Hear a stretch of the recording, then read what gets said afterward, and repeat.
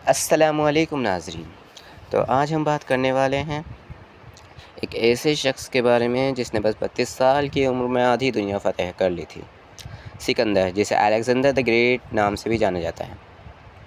सिकंदर का जन्म 356 ईसा पूर्व मैसेडोनिया के पेला नाम के स्थान पर हुआ था। उनके वालिद का नाम फ़िलिप्स था, जो कि मैसेडोनिया के राजा थे। सिकंदर की वालदा का नाम ओलंपिया था, जो कि राजा फ़िलिप्स की तीसरी या चौथी बीवी थी और महत्वपूर्ण इसलिए थी क्योंकि उन्होंने परिवार में पहले लड़के को जन्म दिया था।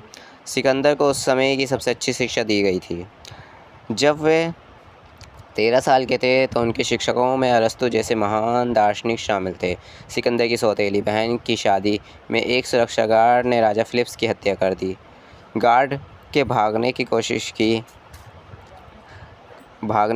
के दौरान मार दिया गया, इसलिए इसका पता नहीं लग सका कि इसकी हत्या के पीछे क्या कारण था। राजा फ़िलिप्स के मरने के बाद सिकंदर ने सिंहासन पर बैठे और अब उनकी नज़र पारस साम्राज्य पर थी। पारस साम्राज्य ने 200 साल से अधिक ज़्यादा सालों तक भूमध्य सागर से जुड़े इलाकों पर शासन किया। ये साम्राज्य इतिहास की सुपर पावर में से एक था। पारस साम्राज्य की सीमा भारत से लेकर मिस्र और उत्तरी यूनान तक फैली हुई थी।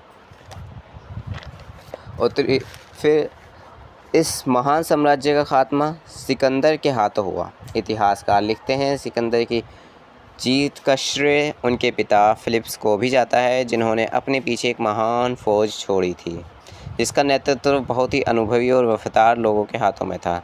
सिकंदर के इतिहास में मार्कस कर्टियस ने सिकंदर की जीवनी पर लिखा है, सिकंदर गोरे और मध्यम कद के थे। सिकंदर के बाल सुनहरे और घुंघरालू थे। सिकंदर हमेशा अपने साथ महाकवि होमर की किताब दी एलियस ऑफ द कास्केट रखता था। यहाँ तक कि सोते में भी वह उसे अपने तकिए के नीचे रखता था। सिकंदर ने बस महज 12 साल हुक्मरानी की। उन्होंने अपने सैनिकों के साथ मिलकर 1000 मील की विजय यात्रा की। अपनी बुलंदियों के दौर में सिकंदर का साम्राज्य पश्चिम में यूनान से लेकर पूर्व में आज के पाकिस्तान, अफ़गानिस्तान, ईरान, इराक़ और मिस्र तक फैला हुआ था।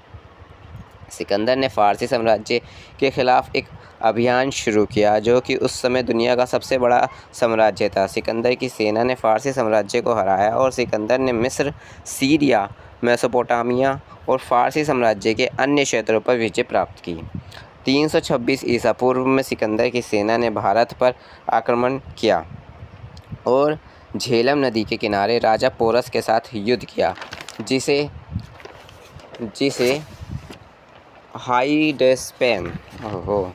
हाइडेस्पेस का युद्ध भी कहा जाता है। युद्ध में पोरस की हार हुई। सिकंदर 323 ईसा पूर्व में बेबीलोन में 32 साल की उम्र में मर गया। अब यहाँ पे जो बात की गई है 356 ईसा पूर्व और 323 ईसा पूर्व, तो अब कुछ लोग कंफ्यूज हो जाएंगे इसमें कि क्या है ये। ईसा पूर्व का मतलब होता है कि ईसा मसीह के आने से इतने साल पहले, तो यानी कि ईसा मसीह के आने से 356 साल पहले उनका जन्म हुआ था और ईसा मसीह के आने से 323 साल पहले उनकी मृत्यु हो गई। तो इस चीज़ को ऐसे समझें, ठीक है। तो आज के लिए बस इतना ही, मिलते हैं नेक्स्ट वीडियो में। अल्लाह हाफ़िज़।